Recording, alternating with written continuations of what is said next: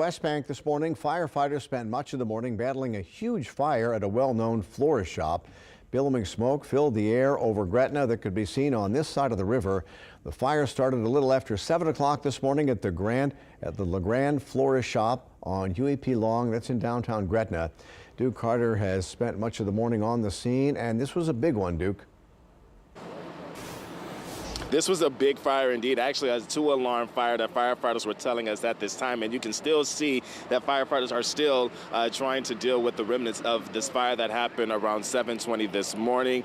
We originally were told that the original firefighters learned that there were some people inside, but they learned that now that there's no one in the building at all, so that's good news there. But they also learned too that both floors of this structure were on a fire. You're at the first floor where the floor shop was, and the second floor were living quarters. Now, when they arrived, they also tell us that the fire started, or not started, but at least was in the back of the building. That's where most of the flames were, and they say they had difficulty knocking the fire out because parts of the building on the inside were starting to collapse. Now, no word yet on exactly how the fire started, but many people in this area, of course, are devastated because this floral shop was very big here in the community. A lot of folks came here to get their corsages for prom. A lot of folks even worked here. We spoke with some former employees. We spoke with people who bought their corsages here. Here's what they're saying about the fire that happened at Grand Florist shop in Gretna. Take a listen.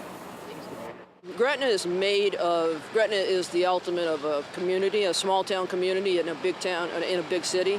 And this being here for 60 years, many people have come here generation after generation. It's just a historical building, and it's never ever going to be able to be replicated again.